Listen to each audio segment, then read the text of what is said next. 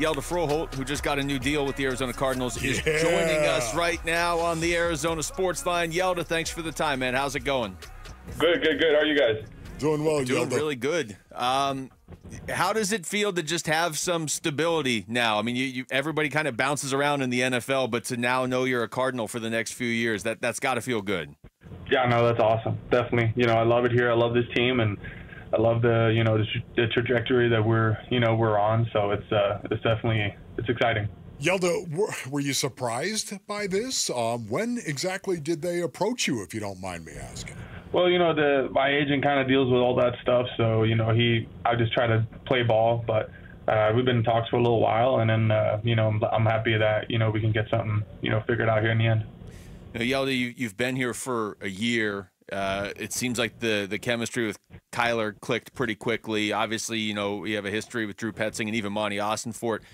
When did this place start to feel like home to you? Like, how quickly did that take place? Yeah, I mean, it's always hard getting in on a new team and trying to, learn everybody's name and try and create a relationship and stuff like that. But I think we quickly gelled last year, and then even more so this offseason.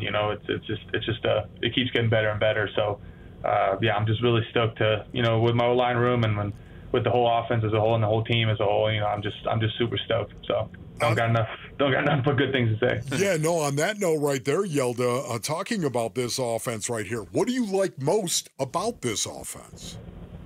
I think it's just we have the chance to be so multiple and attack defenses in different ways. We're fortunate enough to have an unbelievable athletic quarterback back there behind us with Kyler and all these skill players. I mean, we just got Marv killing it. We got JC, we got Dortch, man, we got Wilson, we got all these all these receivers and all these backs that can make all these plays. And then meanwhile, we also have a really good stout group up front, with Paris, Evan, Will, and Jonah. A lot of guys with a lot of playing time already, and they know how to execute. So it's definitely exciting to see. We're talking to Hjalte Froholdt. Hjalte, so you come in here last year, and you mentioned blocking for Kyler, but at the start of the year, it was different quarterbacks, and then Kyler is such a unique quarterback in general. What's it like blocking for him, and especially when you weren't doing it for the first half of the season, he just comes in the middle of the year? I think it's just whenever you get in that huddle on like P and 10, coming off the sideline after a kickoff or a punt or whatever, you just get in that huddle and you're like, we're going to score, boys. Every time we have number one in that huddle, we know we have a chance of scoring on every single drive. It's not like, oh, I hope we get this. If you don't get a first down, it's almost an anomaly. So I'm excited to have him back there, and I know he's going to do great things. So, Hjalte, it's so weird because in college you were a defensive lineman. Is that correct? Yeah, I got recruited as a D lineman, yeah. Yeah. How did that help you? How does that help you as an offensive lineman, if at all? I don't know. I mean, I think having a little bit of an understanding of what defensive lineman wants to, do. There's a reason why I moved to the line, because I wasn't that good of a defensive lineman. So I don't know if I really know that much about it. But, I think just soaked up everything I need to do about offensive line. And I think you quickly learn when you move to the line that it's not as passive as you might think it is, So it's definitely an aggressive game as an O-lineman, and the more aggressive you are and the more physical you are, you might have some more chance of success. So I brought a little bit of it over, but I don't know if I can say that I wasn't really a decorated defensive tackle, so I didn't really bring that much over with it. We're talking to Hjalte Froholdt. Hjalte, this offensive line that you're on now with Paris Johnson Jr. moving to the left side, and you're used to playing with Will Hernandez, but there's some new guys like Jonah Williams. What do you think of the offensive line of this Cardinals team? I think it's just a really competent group. I think we're all, we're all just trying to get better at the same time. Where there's none of us that's really at a point in our careers where we're like, oh yeah, we know everything we got. Everybody here is like itching to get better and itching to win and itching to, score points on every single drive. So it's really nice to be out there and everybody's dialed in. So even sometimes I'm out there and I mess up something or like on the line, and then they're like, hey, no, this is what we got. I'm like, okay, you're right. And then so like we all help each other because everybody's locked in. So it's super nice to know that I don't have to just go out there and I have to know everybody knows everything at the same time. So there's definitely a lot of continuity across the whole offensive line with that point. So I'm really stoked about heading out there with the boys. So Hjalte, talk to me a little bit about your relationship with Kyler Murray and how has that grown from when you first showed up here last year? Just good. I think just continuing to communicate and making sure we're both on the same page with everything. It's a newer system for him, so there's some things that I'm sure that he needed to change with or whatever, and there's still some things that the system's constantly changing, so there's stuff that I need to learn to play with a quarterback like Kyler. Just a lot of communication and being open and being willing to listen. I think that's the number one point there. Hjalte, I'm sure you guys are ready to play, real games and against other teams that count. But through camp now, through the first few weeks of this, who on the defensive side has stood out to you that maybe we're not totally noticing or talking about? I usually always work with the big boys inside. So, I'm really impressed with where, Roy and KT's been doing, the big boys on right there at nose, and being able to sit stout in the run on double teams, but meanwhile still have some type of pass rush and being able to convert. I think those two guys have shown really good improvements moving forward. So really stoked to see how they're going to control the middle of the run game and the pass game come season. Hjalte, what is your favorite play to execute and why?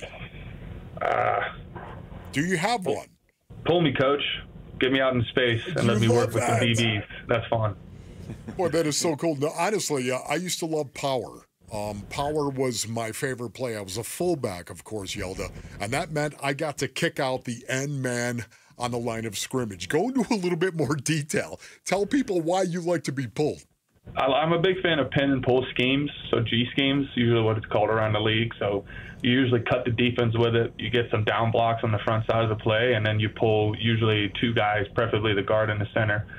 And then you get usually the guard either kicks out the end, and then the center comes up and messes around with a nickel on the outside. And then if you have good backs with good vision and good coaching on where his landmarks are, then those plays can be huge hits. If those down blocks are really good, the kickout's good, and I get up on a DB and I just let the running back work the DB into my block, then generally it's going to be a positive run.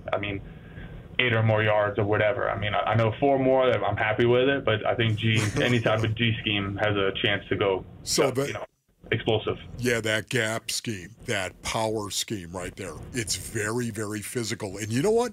That's who you guys are, correct? Yes, sir. Yeah. No, I think we're multiple. We can, tight zone, wide zone, any type of gap scheme or G schemes or anything like that. I think we're willing to do it all, and I think that's what makes us dangerous. Talking to Hjalte Froholdt. Hjalte, you talked about the offense earlier and how you like a lot of the weapons you have, especially like a new guy like Marv. But James Conner, who's been here the last couple years, I have to think, I've never played offensive line, but I have to think blocking for a guy like James Conner is pretty rewarding because if anybody does get near him, he seems to just run through them. Yeah, usually when there's a covered gap and you're like, oh, yeah, the running back will never run there, James somehow finds a way to just run there and still get like 10 or 12 yards.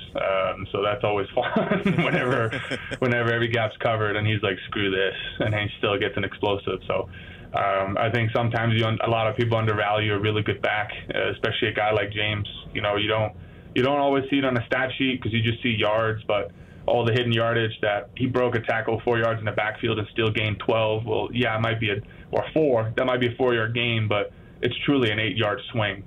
And it gets us to 2nd and 6 instead of 2nd and 14, and then that's a whole nother game. So I think guys like that, I've been lucky enough to be around some guys that I've seen, play really good ball, but being able to block for James is definitely a luxury. And I think, I know we were talking about we're in a passing league and all that stuff, but having a guy like that back there that just makes the right decisions or just makes a decision, even though he might miss the cut, he still decides, and then he goes front side in a covered gap, but he does it with, extreme physicality, and he just like runs some guy over and still gets 10 yards because the whole defense is like, oh, there's no way he'll go there, and he still does it just because that's what he feels. So I think he makes us right many times, and I think that's just awesome. So we just gotta keep blocking our butts off, and then usually he's gonna make some magic happen.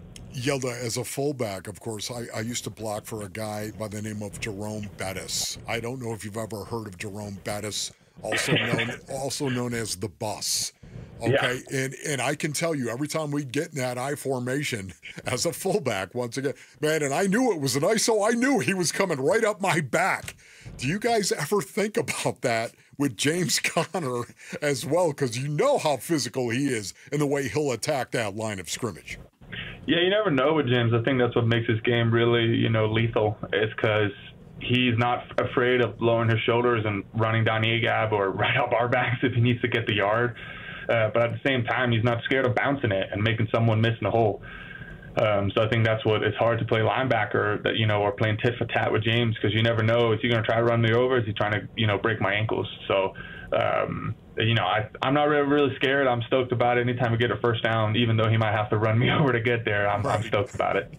Talking to Hjalte Froholdt. Hjalte, I was going to ask you about Drew Petzing because you kind of knew him more than or earlier than most of these other guys on this team. What is it like to be a part of his offense? It's good. It's awesome to see Drew, moving in as an offensive coordinator here in the league, and even into his second year, just being adaptable, trying to change his things, and also understanding that, no one's perfect. No player, no coach, no whatever is perfect. So you can see him. He's also being like, this is what we want to do to improve, and he's not stuck in any way. He's going to call the plays that work. He's not stuck in like, oh, I only want to pass it, or oh, I only want to run it, or whatever. So I think what Drew's doing is really awesome, and I'm excited to see, where we can go from here. Hjalte, how much are you helping Kyler in regard to protections and turning protections? I think it's a both of us. I think Kyler's taken an insane leap this offseason too, to kind of see things and pick things up. But I think it's both of us. We're kind of just trying to be on the same page, and it's kind of hard in camp and stuff, because we're just trying to run our plays. But once the season kind of kicks in and we know what looks we're getting generally most of the time, then it's definitely easier for both of us to be dialed in and kind of almost calling it at the same time on the line. So, Hjalte, I love the way that we run the ball and how physical we are. I call it red run. Red run, right? That's what I call it right here. How would you say red run in Danish? Rødt løb. What is it? Rødt løb. What? Lube. Yeah, sure. Okay. He could be making anything up right now. Okay. You wouldn't know. We wouldn't know. Yeah, but if you had to yell it out, could you yell it for me once? Yeah, rødt løb. Something like that. Okay, nice. That's awesome, dude, right there. That's going to be great. Appreciate you, man. Hjalte, congrats on the new deal, man. Thank you so much. Thanks, fellas. Appreciate it. Have a good one. All right, you too. That's Hjalte Froholdt joining us right there on the Arizona Sports Line. And, Wolf, you got a red run in there, too. Now, okay. Anybody we have that speaks any other language, they're going to have to say red run in that language. Yeah, we got to break that down right there. We got to pull that from Hjalte. And have you yelling red run and him yelling that back and forth. Red run. Thanks for watching Wolf and Luke. Tap to see more and click the button in the middle to subscribe to Arizona Sports.